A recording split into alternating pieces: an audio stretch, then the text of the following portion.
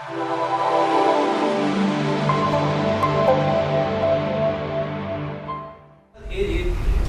know, I was giving examples of how many have read the book West Point Way of Leadership? Yeah. Almost, okay. And Jeff over here is an Annapolis grad. And tomorrow we have a West Point professor coming to chat with everybody. From Joseph's school, 30 minutes from here. He's one of his black belts and is a professor here. But what I find we do a lot of times is we'll spend a lot of time on technical, marketing and sales, but then the whole culture of the school isn't congruent with what they're trying to change, right? And it's really getting, and the example I was using before is we have some of the guys who have like the crisis of the day, but it's always like crazy little stuff that really should be taken care of by the culture rather than taken care of by World Book and all that kind of stuff. Right. I'm gonna, some of you may have heard a little of this from me in the past, but I'm going to talk a little bit about, I think, what we're missing in society in general and how important it is for people. I went out to Oregon to speak at one of the schools, and when I talked to the people, the families, especially the mothers and fathers, the caretakers for the kids, I talked to them about how important this is to our general society. And I can't be any stronger in my thought process than to say that this, what you guys do on a daily basis, is probably needed more today in our country than anything ever before. And I say that because in the political arena right now in the country, we're seeing a lot of polarization, we're seeing a lot of differences, but it's not, we just don't have differences where we have a difference of opinion. We have disrespect, we have verbal attacks, we have assaults. And I say that because the one thing that the martial arts teaches, or should teach, it taught me for sure, was discipline and respect for others. And, how to fix verbal disputes and things like that by the teachers that were in the schools teaching every day. That's sort of what I learned. And I learned sort of the hard way. I tell a story. YJ Chang was one of the grandmasters that really were the original guys that came into this country to start teaching Taekwondo with John Reed and a couple others. Well, he was my instructor in Paterson, New Jersey, which isn't far from here. And I remember I saw him downtown Paterson one day. I was in the school for about 4 months. I'm hanging out in the street, walking down the street. I see him. I said, "Hey, Master Chang." I waved, and I took about 3 steps, and he screamed at the top of his lungs, we're in downtown Paterson. It's an open street. Come here, come. Hey, what's this? Get down.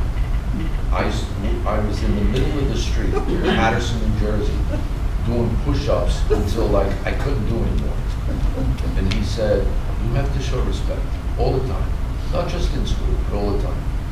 And I bring that up because it's a part of the culture you teach, and I really believe it's a part of the culture that has to be taught today, especially. We have kids that they don't understand respect. They don't have discipline. And I blame the parents. I've written about this, a number of articles, where I think parents are not doing the job parents should be doing. I was and I am super hard on my kids. have a daughter that's heading out to Michigan State University in a few weeks. I'm scared to death. You know, it's killing me that she's going. But she wants to go. I have a 33-year-old son that's a cop, and I did an interview the other day talking about the differences. It's easy with my son. Sit up, put your hand down, do this, do that. Don't do this. He gets pissed, he gets angry, he's upset. I don't care. If my daughters, either one of the two of them, if they just have a tear in their eye, it feels like somebody's ripping the heart out of my chest with a spoon. So it's a little difficult to, you can't discipline girls like you do boys, at least in my book I can't. But I will tell you. The martial arts. No, except for the martial arts, and I can tell you that my daughters are 15 and 18 years old, and it's yes sir, no sir, yes ma'am, no ma'am. So much so that my youngest daughter, who now is 15, when she was 9 or 10 years old, she used to yes ma'am a teacher in her school who actually thought that she was in some way mocking her. And pulled my daughter aside and said, "Why do you keep saying that?" She's like saying, "What?" "Yes, ma'am," and "No, ma'am." "Why do you do that?" She said, "I do it out of respect for you." "Oh, okay, go sit down." You know, well, that's pretty embarrassing. And there's something else that I want you to think about for a second, especially the older people in this room. You will understand what I'm going to say. The younger people may not get it, but take it from me, you know, and these guys, especially him, because he's really old. So I want you to look at the internet today and go on the internet and look at things that are classified as acts of kindness, right? How many do you see now? You see a lot, right? Acts of kindness. Well, you know, an old lady's trying to get up some stairs, she has some bags, and a young kid runs down the stairs, grabs her bags, picks them up, carries them up the steps. And there's an actual video, it makes news. There was an act of kindness. Okay, now that it seems funny, especially to people like me and older people. That should be the norm. Years ago, that was the norm. Years ago, if that woman was trying to get up the steps and my father saw me walk by her and not help her, I'd get a foot in my behind. It wasn't an act of kindness, it was something I was supposed to do. Today, it's like an anomaly if, God forbid, somebody helps somebody out. That's embarrassing. That's the stuff that you guys in this room and in various martial arts schools, that's what you're teaching, that's what you should be teaching your students. Because I promise you, it's not being taught at home. Last week, I was in Washington, D.C. at the White House, and I spoke at an event for a Turning Point. It's a big conservative political PAC. And I spoke about terrorism and national security, but I was actually speaking to 800 teenagers. There were 800 teenagers that came from all over the United States to go to this thing, this forum. And I spoke to them, and I realized most of them in this group were respectful, they were courteous, they were outgoing, really kind of mature for their age. But I'm also seeing 1,000% the opposite of that. And unfortunately, I'm seeing the opposite of that in much bigger numbers than the prior. You know, my daughters have kids that come to my house, young girls, teenage girls. I don't, if they were my kids, I don't know what I'd do with them. I mean, I'd lock them in a closet or something. I don't know. Disrespectful to the parents. I hear them on the phone talking to their parents. And it's kind of comical, because my daughters are looking at me thinking, ooh, boy, would I be in big trouble. That's right, you'd be in big trouble. So I can't stress enough how important it is for you guys to be teaching in your schools things that should really be taught at home, because in today's day and age, I don't know if it's political correctness. I don't know what the problem is, but I do know that kids aren't being taught like I was taught when I was young, or like these guys were taught, because they're older, like me. Today it's just not being taught. Huh? He's old, right? He's really old. They like to keep me around so they have to look at it. So I think a part of the culture in this arena, and I've said this for years, going back to, you know, when I sort of became known in the international news arena.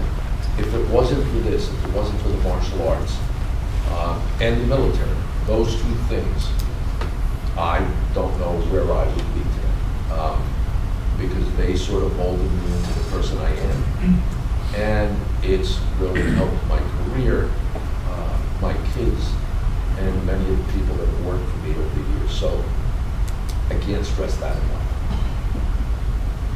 Well, what are some of the elements of, well, let's talk about the military since we're at the Premier Academy for the Army. What are some of the elements of the military that martial arts schools should bring to the I think it's the discipline process. You know, just teaching a couple things. What time's your class? Your class is at 7 p.m.? Huh? Yeah, 1 o'clock. Yeah. No. Sometimes, you know, you got to start fresh. Kids coming into the schools, you know, what time is your class? What do you do first? What are you going to do second? You know, the discipline process is something that in the military, you know, for the people in here that are veterans, you know, from the time you step off that bus at a boot camp, you're getting a bird's eye view of what discipline really is.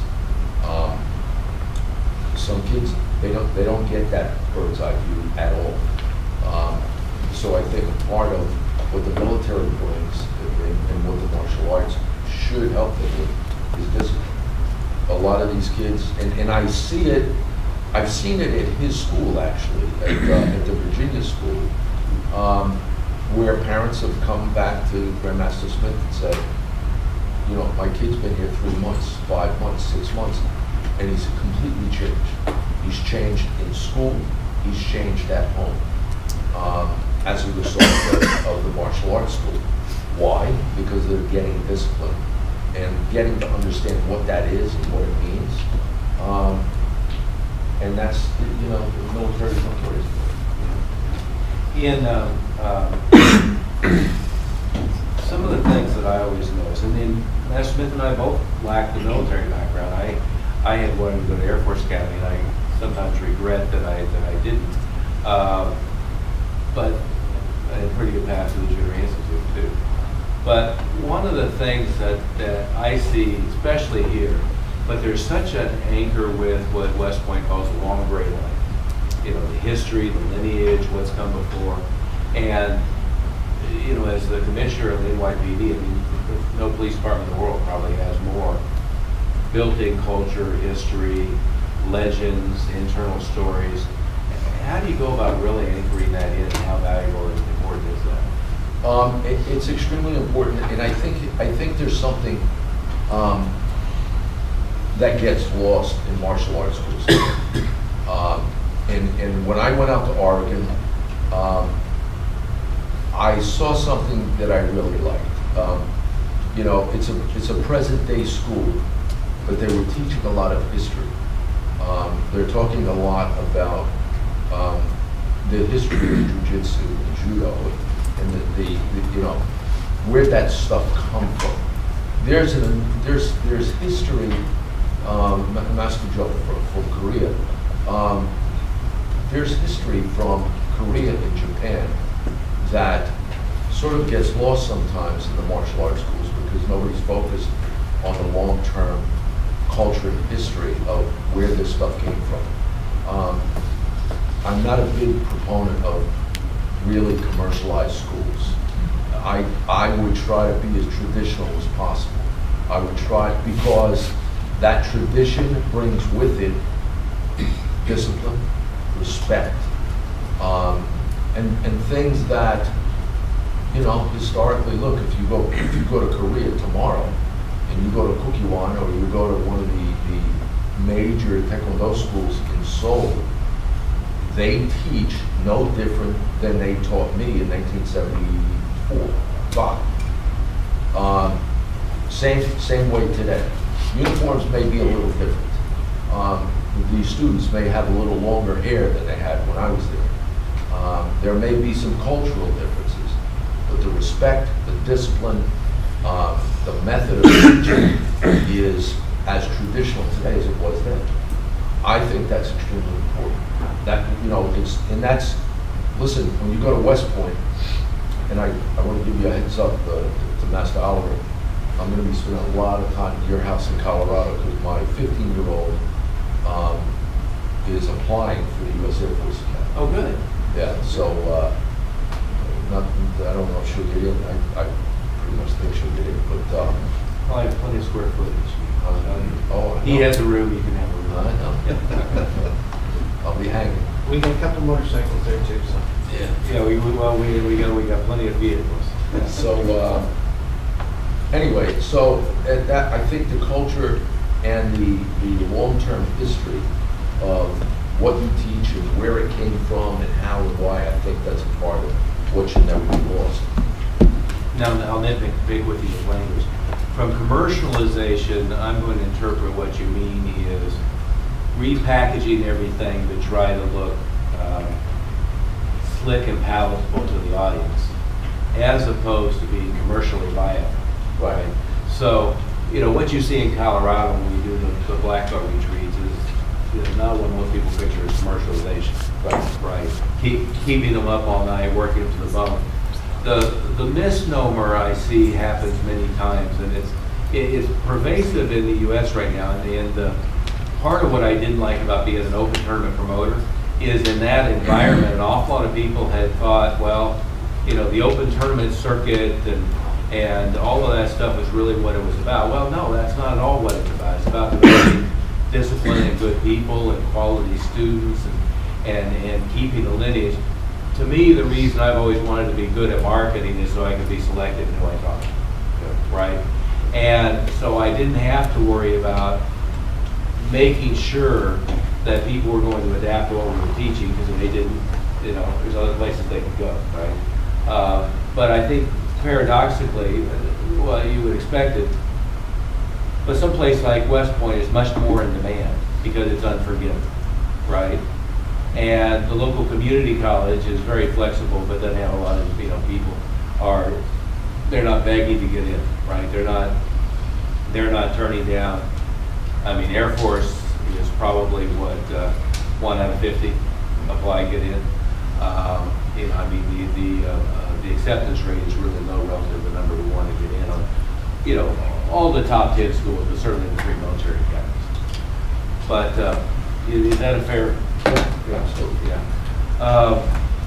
When you look at, and I know it's a little different. If, like with the NYPD, you kind of step into something that's a machine that's been going for years, right?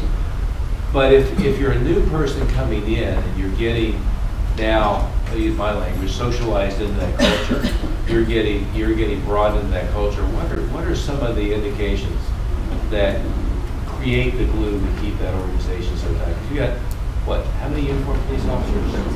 I had 55,000 total, 41,000 uniform, 14,000 civilians. Big organization. And that's kind of like the battleship, and it's going, and you try to steer to the top. But what are some of the traditions that are important for maintaining that cohesiveness?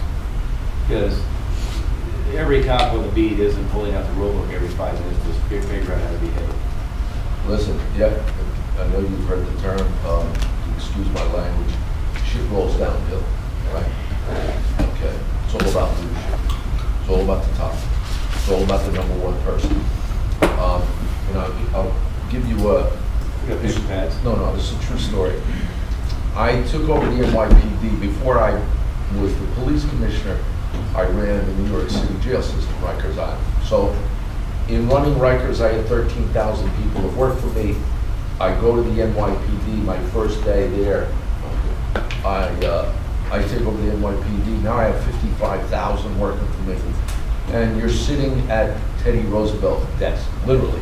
His desk sits in that office. So I walk into the office, and they, some city councilmen, some people sent gifts for my appointment. And one of the gifts was an elephant-eared plant, right? And I like those. I have one or two of those in my house. I like them because they're nice, they're pretty, they're big, and you don't have to mess with them. Water them once a month or something, and they never change. They're always gorgeous. It's like they almost look plastic, right? So I walked into my office, and I said to one of my sergeants, my protocol sergeant that comes to my office, I said, "Hey John, where'd that plant come from?" He said, "That's from somebody." He told me who it was, and he says, "Is it okay there?" I said, "No, I love those plants." I said, "I love those plants." And it was pretty, it was big, had a bow on it. Okay, that's all I said. I love those plants. So the day goes on, it's my first day, it's a Monday. The day goes on, I go out to go to the mayor's office around 1 o'clock. When I come back to my office around 2:30, 3 o'clock, I walk in. It's like a jungle. There's plants all over my office, the same exact plant, just like that. They're everywhere. They're like in every corner next to my desk. There's like, it's gone from 1 to like 9. So I'm like looking around the room, and I step out the door. I said, "John, come here for a second." I said, "Where did this come from?" He said, we had guys go around the building, grab them and bring them up. I said, "From where?" He said, "I don't know, from other offices." I said, "For what?" He said, "You said you like it." I said, "John," I said, "I like that." I didn't say go steal everybody else's. I like the plant. He said, "No, I just thought you liked them, so we would, we'd make it nice." I said, "No, okay, make it unnice. Take them back wherever they came from. Leave the one I got. That's fine." The reason and that's a true story, the reason I tell you that is leadership is extremely important, extremely important. And as a leader, you're followed in everything you say and do. So when people ask me about leadership, what is it? Leadership is, 1, leading by example. Holding people accountable for what they're supposed to be doing. How do you motivate as a leader? What motivates people?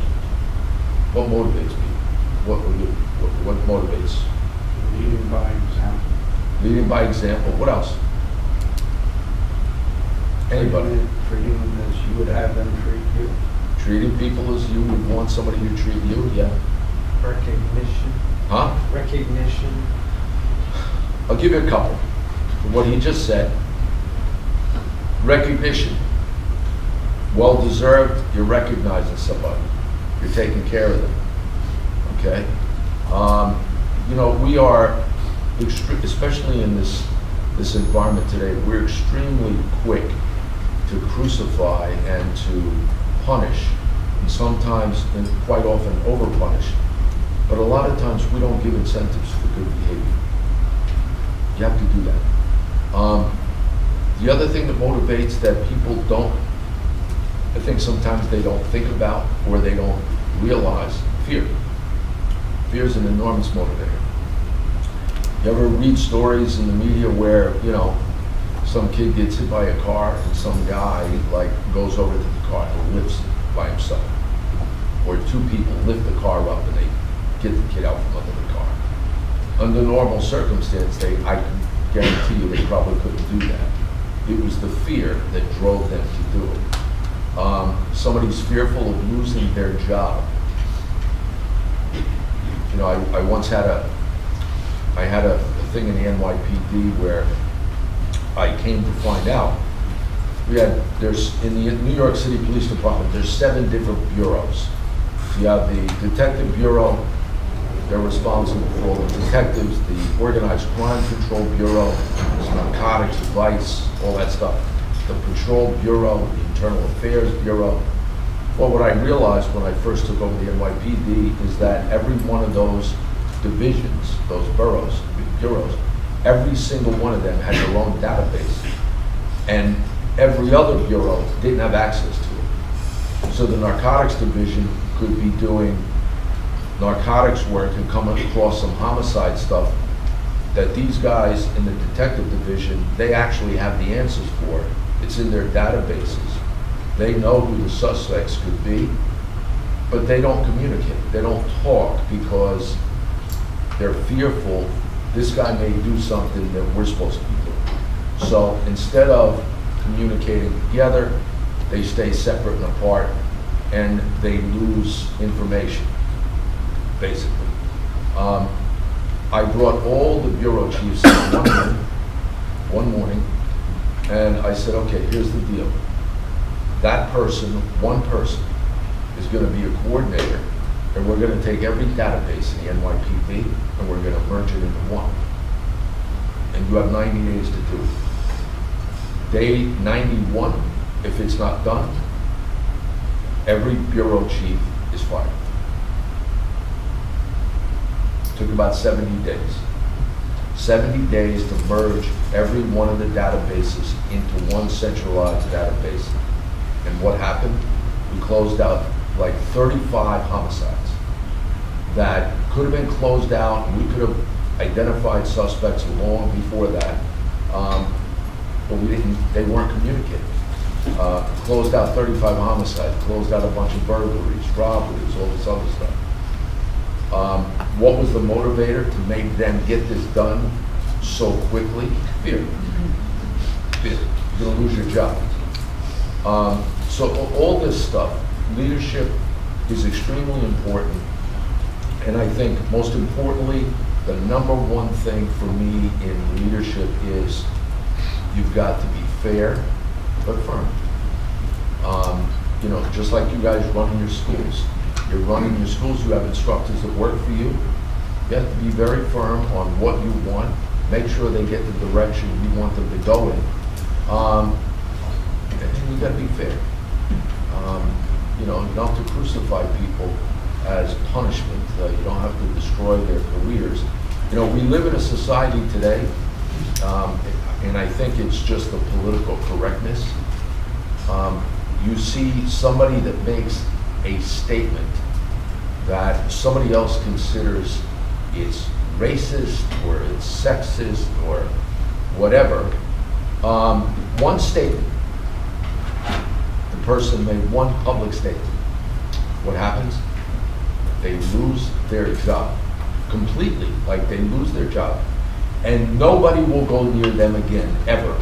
They won't touch them because of that one thing. You ever hear the term, the punishment has to fit the crime? Okay. We have to scale it back a bit, especially on people that say stupid things or do stupid things. You know, don't punish someone so bad that you destroy them, their families, their livelihoods. I don't believe in that. And I think it's wrong when we do it. And these days it seems to happen every day. We do it all the time. So that's something you may want to think about. Well, we're definitely in the environment that you're guilty of proven innocent. Oh, forget it. Forget it. Today, you just have to look like you did something wrong. And especially if, and here's our biggest enemy.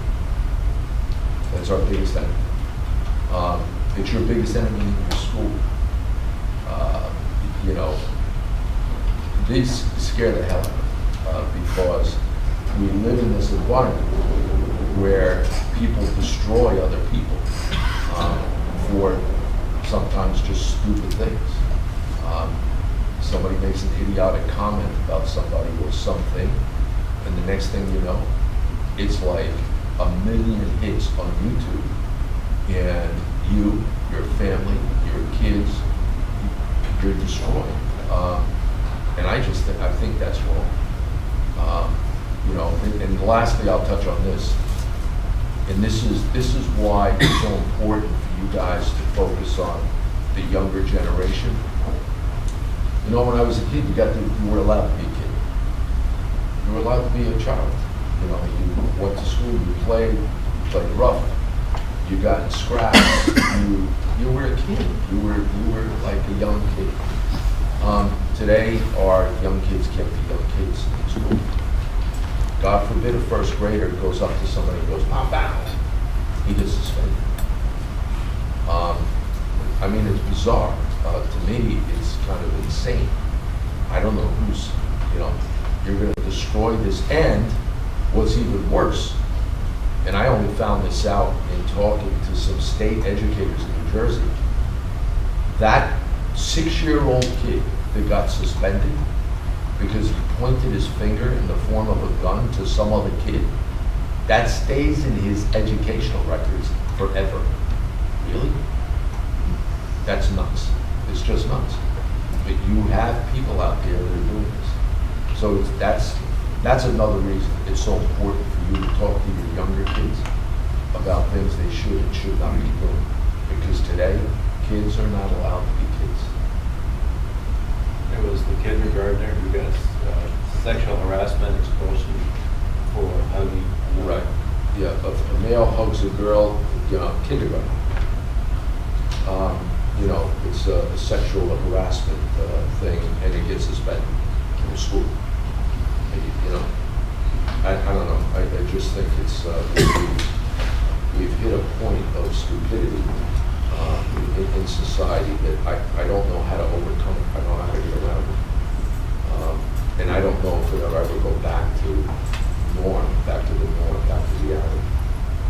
Like you were saying, similar age group. When we were a kid in middle school, I grew up north of Detroit. And then we fought at the school ground. We wrestled outside. It was a way of establishing the pecking order. Right. And if you got your butt kicked, you either stayed away from each other or you made up and made friends, and that was the end of it. Not a gang coming back to you later with knives, guns. Well, you got the gangs. You got a group of kids coming back to settle a score where that didn't happen in the past. But what's worse is now they lock them up. They lock them up. 12-year-old kids. They get in a fight at school. They arrest them.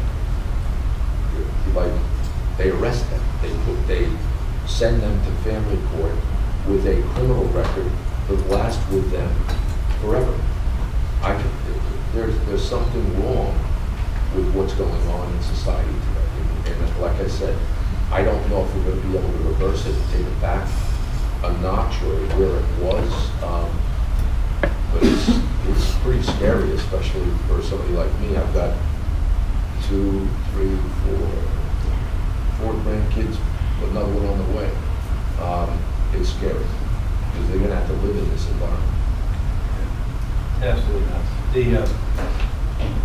What were some of the key elements? I mean, probably your first big success story was turning around the prison system. And it's really present in the news right now how much it's regressed to back before you got there. What were some of the things that you did with just to change all the norms and get them straight down? Rikers Island is the largest jail system, one of the largest jail systems in the country. When I had it, we brought in about 133,000 inmate admissions per year. We averaged about 150 stabbings and slashings per month. And I'm talking like, you know, 2 guys hold a guy down on the ground and they take a turkey bone, a sharpened turkey bone, and they carve their initials into a kid's back and give him 180 stitches. That stuff went on every single day 3-4 times a day, all month long. In the 6-year period that Giuliani and I were together and I ran Rikers, I dropped the violence by about 93%. In the month that I became police commissioner, we had 1 incident. And I was having a heart attack. I was telling the chief, I'm going to fire everybody. For that 1 incident, you know, we went from 150 a month to 1. And there was a big change. But it was as a result of everything I just mentioned. Leadership, discipline, accountability, internal management, you know, making sure that the inmates were accountable for their actions.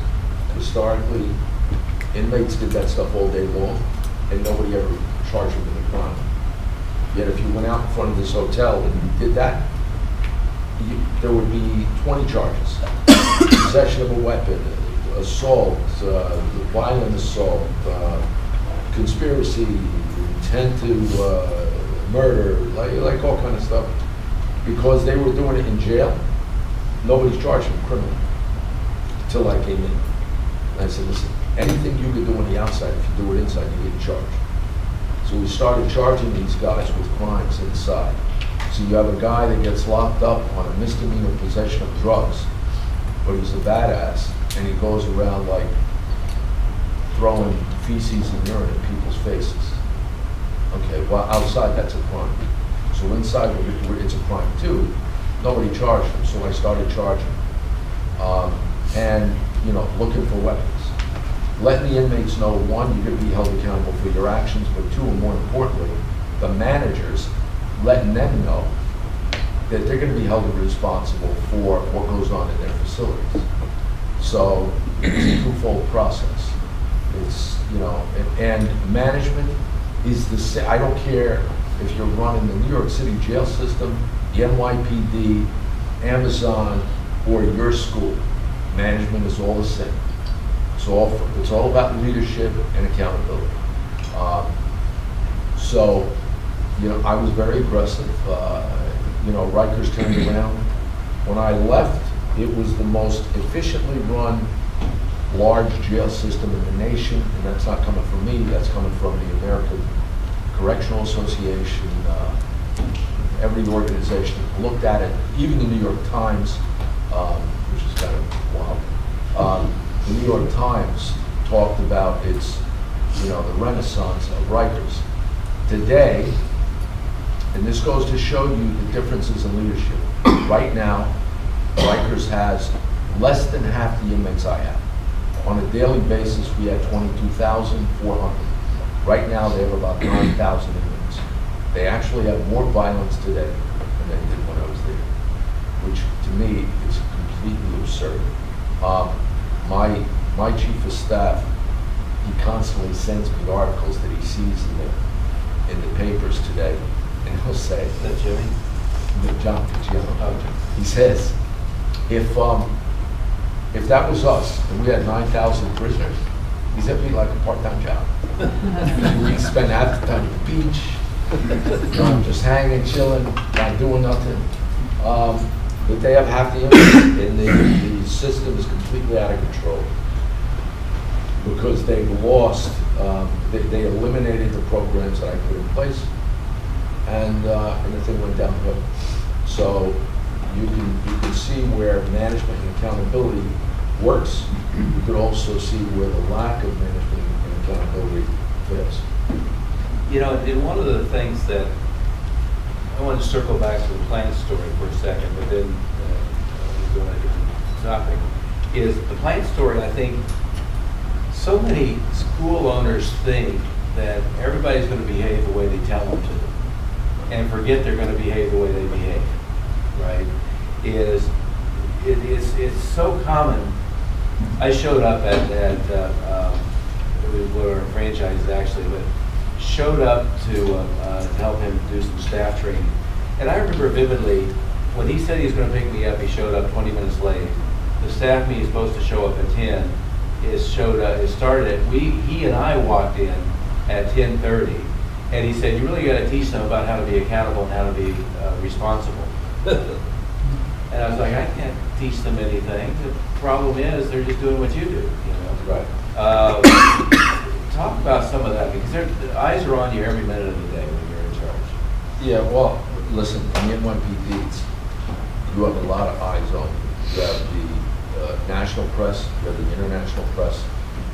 In the New York City Police Department, you actually have what they call a press shack. You actually have an office in the headquarters. It's a big office, about the size of this. And it's loaded with New York City reporters. The New York Daily News, New York Times, Post, you know, they all have 3 or 4 reporters, all in that office. So whatever goes on in the building, whatever goes on in the streets, they're listening to scanners. So you're dealing with that. Plus, you have a command staff of about 25 direct reports that report directly to the police commissioner. And they're watching every move you make, and how you make it, why, and all this other stuff. So it's extremely important. You know, in your arena, in schools, your instructors, your black belt instructors, they're going to mimic whatever you do. They're going to watch and they're going to mimic whatever you do. They're going to do what you do. You know, my father used to say, don't do as I say, or don't do as I do as I say. All right. Well, the easier way to get somebody to do the right thing is you do what you're supposed to do, and then I'll do what you do. Right. You know, because it's easy to get out there and say a bunch of stuff and then not focus on it, not do it. That's not what anybody, you know, you don't teach leadership and management like that. When I was a police commissioner, I was shadowed by the New York Times for about a week. And they wrote this big piece about, you know, my character, my personality, things that I did. But one of the things that came out of that article, Mayor Giuliani actually called me over to City Hall, and he was laughing at the article. He said, do you really like walk around headquarters and look at the lights out? I said, it's not that I walk around headquarters looking for lights out. I said, but if I'm walking around headquarters and there's a row of lights out and I see it, then I want to know where's the bureau chief that works in this office that doesn't see all those lights out? Because I want to know, like, what do you see? Because the lights are out, right? They're out. Okay, how come I found it and you didn't find it? You work here. You're on this floor. You know, things like that. A bunch of different stuff like that. I would do all day long. I would see things that they didn't see. And then I would get in their case because they didn't see before I did. That's what Tom Peters called UBWA, managing by walking around. Yeah. Yeah. You know, so you got to do the same thing in your schools. Same thing. You know, you walk in and you see your black belt instructors doing, you know, whatever they're doing, but you see things in the school that aren't going right. You got to call them on the side and say, listen, you see this? I see it. Somebody else saw it. You didn't see it. You know, put them on the spot. You know, they got to be held accountable for what they're supposed to be doing. But you've got to have constant awareness, right? But the two things that my staff would probably laugh about over the years was, if I walked into a school and there was fingerprint in mirrors, that just drove me nuts, right? So I would go in and clean the mirrors. Well, why did I clean the mirrors? Because the conversation I was going to have with them next is, I don't want to ever, front doors the same thing. You know, if the front doors look crappy or the fingerprint in the mirrors. The other thing was anybody being out of uniform, right? So I would inevitably walk into the school and pull the instructor off and say, why is that green belt over there wearing pink socks? What socks? Right there. He's wearing pink socks. Why do we have somebody in uniform wearing pink socks? Well, inevitably, they hadn't even noticed it, right? It's just stupid stuff like that. But it's amazing how if you're not running around pointing it out, they don't even know they're ignoring things. Well, the other thing is, your instructors, you may watch your guys teaching, you may watch their classes, you may walk in on them. If they're doing what they're supposed to be doing, you gotta make sure they know it. You gotta reward good behavior. Like I said earlier, we are super quick to punish, quite often over-punish, but in many cases, we do not incentivize good behavior and reward good behavior. You gotta do it. And that comes in a number of different ways. Primarily, the first off is recognition, but you know, at the end of the day, you know, good behavior has to be rewarded. And I don't like to use this, you know, model, but how do you train a dog? How do you train a dog? Dog does something bad, they get a swat in the nose with a newspaper. Dog does something good, they get a treat. All right. You know, I know your black belt instructors on dogs, but at the end of the day, it's the same thing. You punish bad behavior, you hold people accountable, you reward good behavior, and incentivize good behavior. You know, it's so powerful for that to be unexpected too, right? There's, on the reward systems, I think a lot of times we build in, you do X amount of money, you get X pay, you do X amount of money, you get X pay, you do a certain number of this. But then we don't, I walk in and everything's going exceptionally well, and I buy your dinner. You know, I walk in, everything's going great, I give you a $100 bill. Everything's going exceptionally great. There's some other just random, unexpected.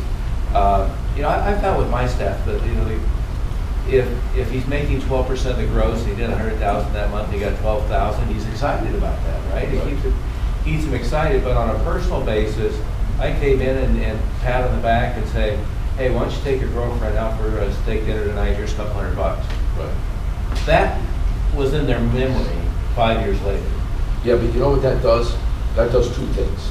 You're rewarding that person, but it also sends a demonstration to the other people in the school, the other instructors, that there's a possibility that can happen. You know, I told you a couple minutes ago when I had these guys merge the databases. When they told me that that centralized system was ready, it was about 75 days after I gave the order. They had 90 days, they got it up and running in 75 days. And I actually, this is true, what I'm going to tell you, I went into our, you know, central command station where we were having this meeting. Now there were 100 commanders in this room. The guy that I put in charge of doing this transfer, he was what they call a deputy inspector. It's one rank above captain. He basically did his presentation. He did everything that I wanted. It all got done. They told me all these cases they closed out. And as he's talking to me, as they're briefing me, I whispered to my chief of staff, I told him to do something. He walked out of the room, came back in the room, and he handed me a shield. And the second the deputy inspector was done, I said, look, I don't normally do this. I said, because there's a process by which to do this. You know, our promotions in the NYPD are very ceremonial, they're very public, you know, it's a big deal. I said, but I think today it's worthy. And I took that shield out, it was an inspector's shield, something like this without all the stars on it. I took out that shield and I said, effective right now, you're now an inspector in the New York City Police Department. Now, that guy was ecstatic. You know, it's a $12,000 a year raise. He gets a new shield. You know, he's going to go to the next promotion with his family. That didn't do anything compared to what it did to the other 100 people in that room. They went nuts. One, it had never been done before. Two, it's a sign that good behavior, good work gets rewarded in a very big way. So that was a big deal. Now I'll tell you one more thing and then I'll shut up. And this relates to setting examples, don't asking people to do something you wouldn't do, I became police commissioner in August of 2000. I guess it was the next year. I promoted a kid to detective second grade. He was a young guy, been on the job about 11 years. His name was Joseph Vigiano. He had been involved in 2 shootouts, and he was shot both times in the chest. He had a vest on, but both shootings he was shot in the chest, and in both shootings he killed the guy that shot him. He was shot a total of 5 times in the 2 shootouts. So in August of 2001, about 5 weeks before the World Trade Center attack, I called him down to my office and I promoted him to second grade detective. There's 3 grades of detective. There's 3rd grade, 2nd, 1st. So he was a 3rd grade detective. I promoted him to 2nd. And he was in my office and he's looking around, he sees some photos on the wall, and he said, "Commissioner, is that you? That's you rappelling out of that helicopter there?" I said, "Yeah, I was, when I was young, I was on a SWAT team in New Jersey. And that's you on that building, jumping off the building?" "Yeah, that's me." He said, every week, the guys from emergency service, that was his unit, ESU, emergency service in the NYPD, it's called ESU. There's about 450 ESU cops. It's like a SWAT team. It's their SWAT team. But it's the biggest SWAT team in America, right? 450 of these guys that respond to all high-end stuff. Well, Joe says, "Commissioner, every Saturday, a certain team, squads in ESU, we go down to the Brooklyn Bridge, and we walk up the Brooklyn Bridge for breakfast. You should come." I said, "I should come? For what? Why would I go?" He said, "Because it's fun." On the top of the So Brooklyn Bridge. let me explain what this is. You guys go to, no, this is crazy. If you go to Manhattan, and you get to look at the Brooklyn Bridge, or bring it up on your computer. You look at the Brooklyn Bridge, there's no elevator to get up to the top, okay? And no stairs. There's no stairs. There's only one way to get to the top of the Brooklyn Bridge. And that is, it's a pole about this wide. It's literally 18 inches in diameter. And you have to get up on that thing, and you have to walk on it like this.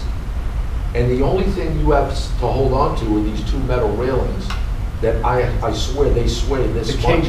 The cables, right? So I said, "Joe, what? I'm the police commissioner. I don't have to go up there." He said, "Oh, yeah, I know." He said, "But you've done this already. And we have a great time. We go out for breakfast." And I said, "Well, that's all right." So he's on the way out of my office. He's walking out the door. He's ecstatic. He's getting promoted. And he looks back and he said, "Well, I just thought I'd ask." He said, "We've asked the last, 5 police commissioners or something." He said, "They never have the balls to go up there."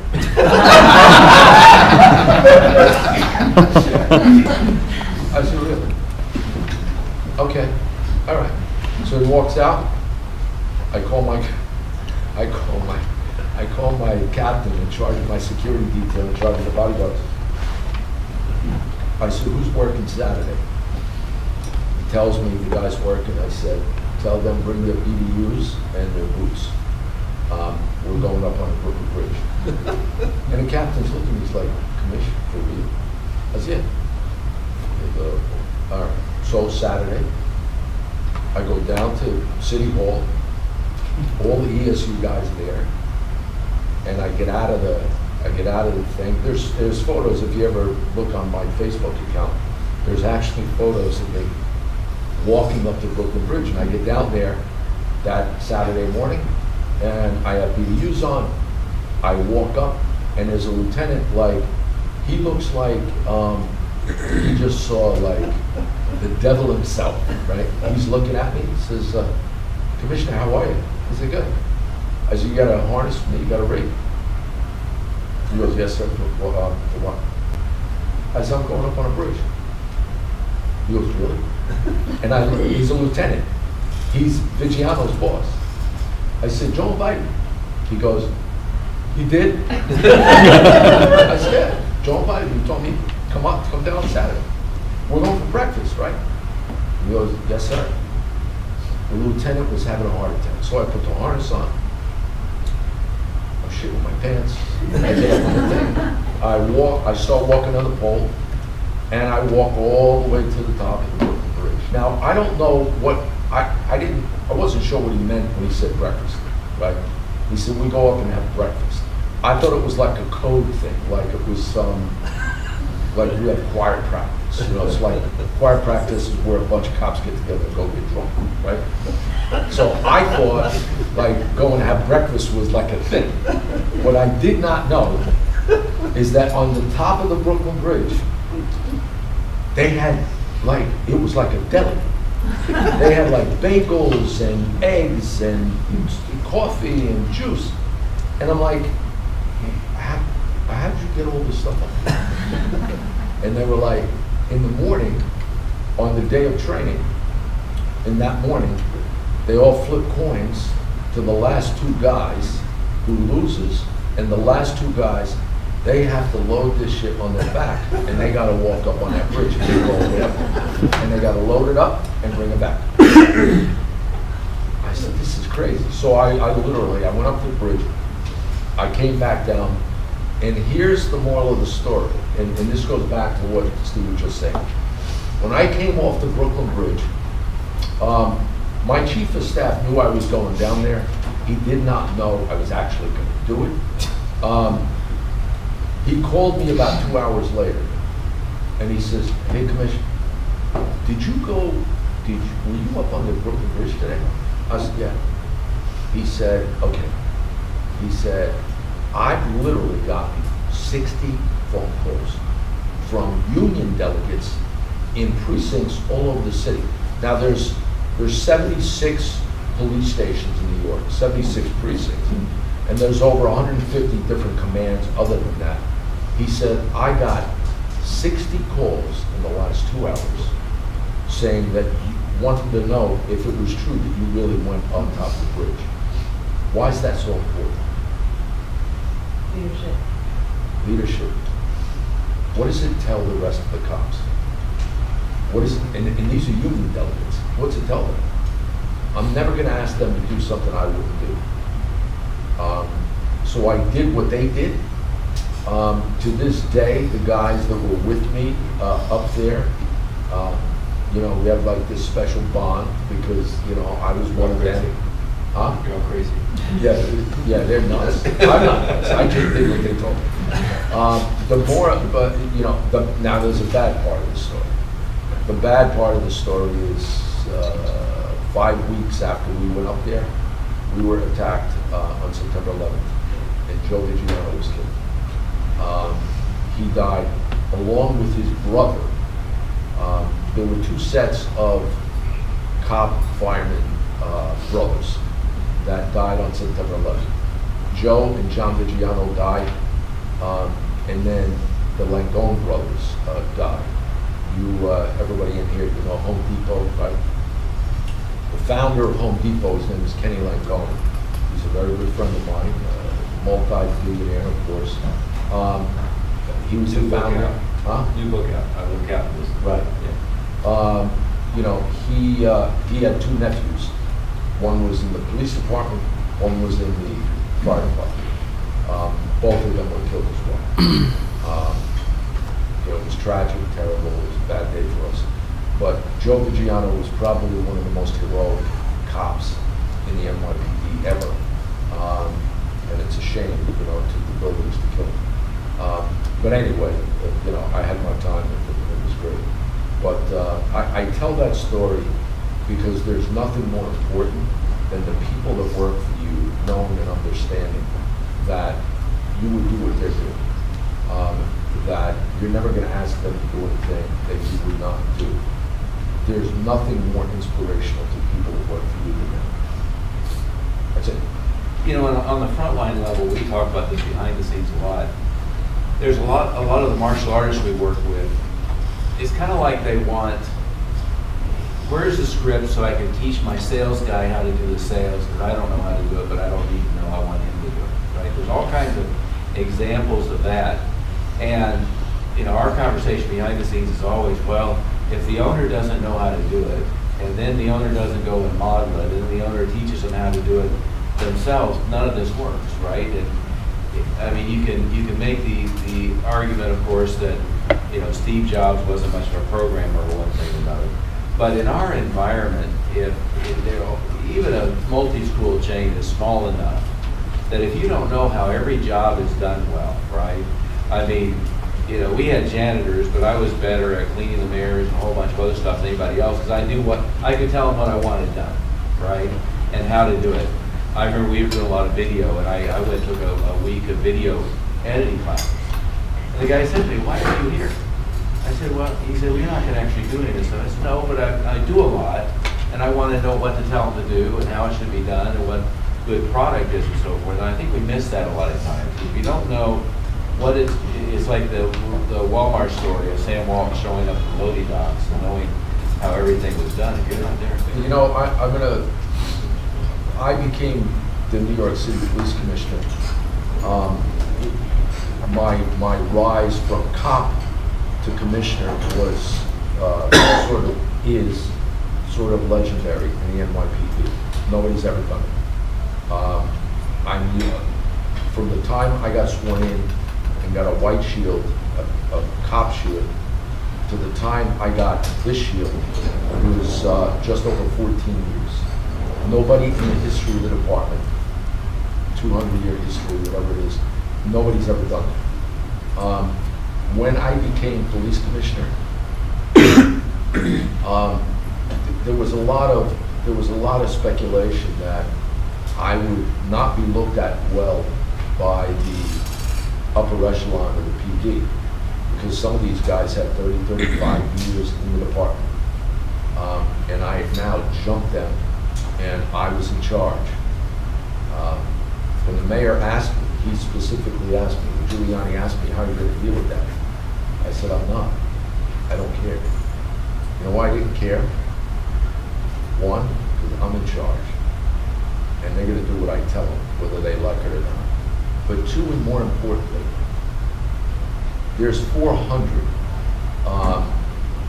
basically commanders and above, captains and above. In the NYPD, there wasn't in my command, 400. But there were 40,000 cops. And you know what? Those cops were ecstatic that I became police commissioner. Why? Because I had done their job. I was a highly decorated cop. I was a really highly decorated detective. I had a bunch of medals. My medals came up to here. I earned the Medal of Valor. I've been in gun battles with, you know, my partner was shot and wounded. We had friends of mine killed. I was like a cop's cop. And now, I'm the police commissioner, I'm the boss. So I know their job. I've done their job. I did it really well. And they know that. There's nothing better than that. And there's nothing better for me as the police commissioner to know their job. And I'll give you this one, a real life thing. One of my bosses from organized crime came in my office one day. He says, "Listen, we have a group of undercovers downstairs. There's two ways to get a detective shield in the NYPD. You become a cop, you jump on an investigative track like you work in a precinct, you walk a foot post, you go in a car, then you go to the squad, what they call a detective squad. You work in a robbery enhancement unit, they call it RIP unit. And then probably over 5 to 7 years after you start, you have a chance to get put on a list to get your detective shield, your gold shield, which is a promotion. There's another way to get a promotion. Second way to get a promotion, the fastest, is become an undercover narcotics. And the reason it's so fast is because one, it may not last for that long, a long time anyway. And two, it's extremely dangerous. I was an undercover narcotics. I had hair down to the middle of my back, my lower back. I had 7 diamond earrings. I had a goatee. Kind of looked like Charles Manson, according to my mother. If you're undercover narcotics, you only have to do it for 18 months, and you're guaranteed to get your detective shield. But it's a bad, nasty job, because all you do is buy drugs. You wear no vest, you have no gun, you have no shield, you have no ID, you have nothing.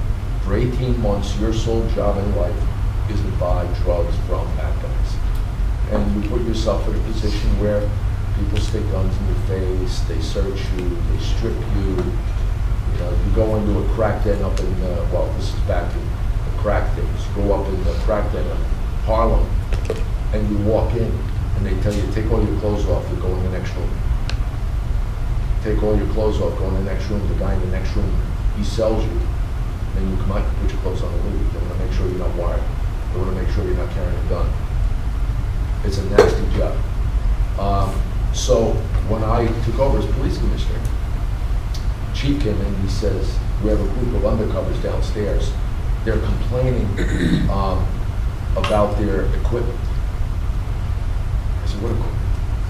He said, well, they're transmitters, they're wires, they're this. So I went downstairs to where this meeting was, and I stepped into a corridor to watch this meeting. It was in an auditorium, a small auditorium, maybe half the size of this. And I'm listening to what they're saying. And I'm listening, there are instigators, there's guys in there that's instigating the rest of the undercovers. And talking complete nonsense, like complete nonsense, stuff that they shouldn't even be concerned with. So I listened for about 15 minutes. And I walked into the room. Everybody stands up at attention. I tell them, sit down. I said, I was just sitting out there inside here listening to all you guys talk. I said, transmitters don't work. What? They transmit the Kells you wear. They're pagers. They're like, remember the old pagers years ago? Well, in the NYPD, they have pagers. Now they're phones. You could have a phone in your pocket. It transmits signals back to, the backup teams. They can hear what you're saying. If you have the phone in your pocket with the camera out like this, it's basically videoing everything that's going on to a team outside. Sometimes it works, sometimes it doesn't work. The transmissions don't go through certain buildings. And I'm like, really? Like, that's what your complaint, that's your big complaint? Because when I was a cop, I didn't have that. I didn't have camera stuff. I didn't have anything. You walked into a building, you did your body, and you left. And you prayed and hoped that nothing went wrong while you were in there. Because sometimes, you go into a building up at Washington Heights, nobody will find you. I used to actually, when I was an undercover, Sharpie pens, the Sharpies, right? I would take a red Sharpie, a brand new red Sharpie, and I'd have it in my pocket. And when I walked in the building, I knew where I was going because they told me who was selling, right?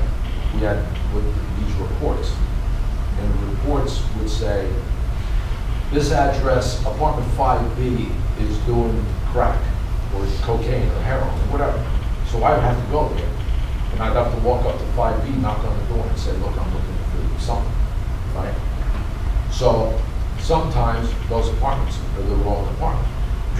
Sometimes you get in the building, and somebody at the doorway would lead you somewhere else. So I had a red Sharpie, and I would take that red Sharpie out, and this is what I did. I just scribbled on the wall all the way, wherever I was. There was a red line to wherever I went in that building. It's not like you're in the, you're not in the Pierre Not Hotel. in here. Yeah, you're not in Pierre Hotel. These are decrepit buildings. But I would write on the wall to wherever I went, and when I got to the door, I had to be. I would write my initials, B.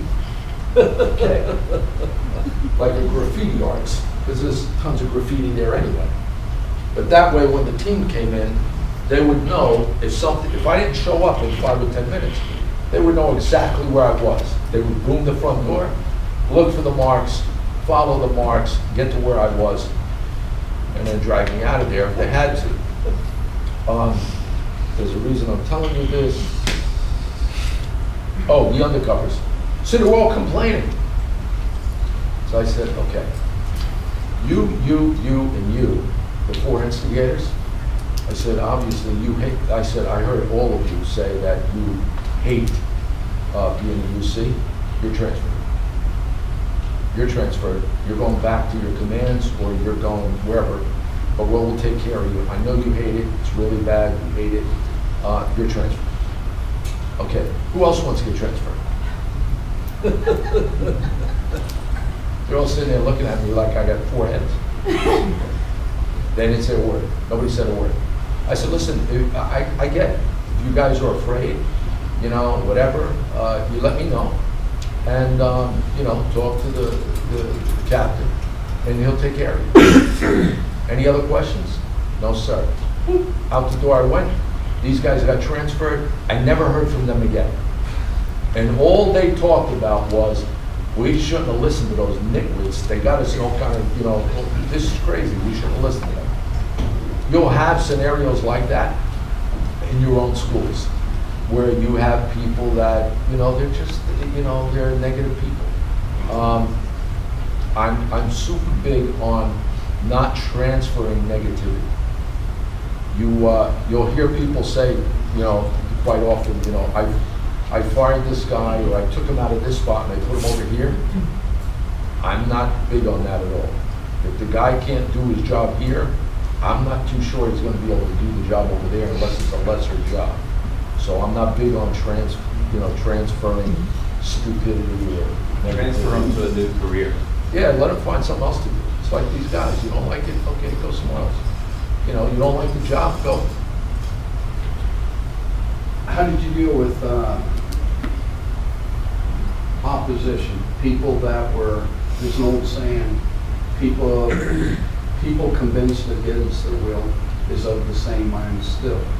And if you had those kind of individuals to where they were so rooted in their manner, and no matter what you said, they had a reason for what they were doing, well, listen, and would continue to do. Some people, you know, they're just, you know, they're,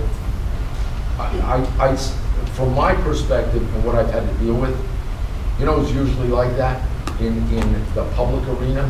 It's the unions. The unions are like that. And I'll tell you one last story because I know you guys got to get a break before you leave. We don't give them breaks. You don't get breaks. See, I would fire. So I'll tell you, this is a real story. I got a phone call one time about 4 o'clock in the morning from my chief of staff when I ran Rikers. He calls me up and he says, Commissioner, we got a problem. He said, the union is at the Rikers Island bridge. There's only one way to get on and off of Rikers. It's one bridge. He said, the union's at the bridge. It's 4 a.m. and they're stopping every bus that's going out to court. Now, there's 800 buses that leave Rikers, that left Rikers on a daily basis going to and from different courts, okay? They're stopping every bus. They're inspecting them for tires, tail lights, headlights, lamps, whatever. All these little nitpicking things, they're checking because the union president had a beef with the chief of transportation. I'm like, really? So I call the union president, I call him on his cell, he's out on the bridge, it's 4:30 in the morning, and he's telling me, hey, Commissioner, you know, I'm doing what I gotta do. You know, the chief, he's harassing one of my guys. I said, all right, you do what you gotta do. I called my chief of staff. I said, get all the maintenance people in and have them check the vehicles. So when I was on the phone with the union guy, with the president, he said, listen, you need to know what's in your policies and your, you know, your procedures manual. He said, because the procedures manual says that these buses have to have all working lights, has to have the tires certain specs, has to have this, has to have that. I said, all right, I got it. Go do what you gotta do. So I get the overtime people in, I get the maintenance guys in. Any buses that were down or had a problem, we were taking care of it. So we go through this whole mess, right? Backed up the courts, had to call judges. It was a big headache. Made the newspapers, you know, Rikers Island Union, closing down bridge. It was like a mess for like 3 days. I waited for about 9 weeks until Super Bowl Sunday, okay? On the Saturday night before Super Bowl Sunday, I called my chief of staff and I said, listen, at midnight, I want 6 captains from downtown, from headquarters, pick 6 really good captains and send them down to headquarters at midnight, at 6 a.m. on Super Bowl Sunday. So they all come down, they bring these captains in off duty, they have no idea what they're doing there. And I said, okay, listen, starting at 7 a.m., you're gonna call the Health Services Division every hour, on the hour, and you're gonna get a list of every correctional officer that calls in sick today. And they're gonna call in sick because they're either drunk or they're gonna get drunk because they're dealing with the Super Bowl. They're having a Super Bowl party thing. Now, the way this works is when you call in sick, the department is supposed to send somebody to your house to verify you're there, okay, if you're sick. There's also another rule in that policy and procedure book that says every off-duty correction officer in the department cannot be drinking to a position where he's inebriated, where he's drunk, especially when you call in sick. I suspended 35 people. I suspended 35 people in 16 hours. The union president went nuts. He was like nuts, screaming, like I could hear him screaming at my chief of staff, like from across the room on the phone. Crazy. So they transfer the call to me. I get on the phone, I said, hey, Norm. I said, listen, he said, this is personal. You made it personal. I know what you did. I know why you did it. I said, listen, all I did, I said, remember you told me to look in that policy and procedure book? I said, that's exactly what I did.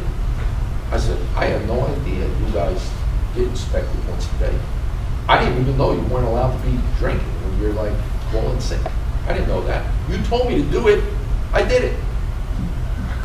He was nuts. He was outrageous. So I said, come down and see me. So he comes down Monday morning, comes to my office, walks in. I said, listen, don't ever do anything to me again. When you do something and go to the press before you tell me you have a problem, we'll get along just fine. You have a problem, and this goes to your question. You have a problem, you tell me. If I think it's real, I'll fix it. If I think it's BS, I'm going to tell you it's BS and why. I said, and you're not in a position to like threaten, or you're not in a position to do anything about it. And here's why.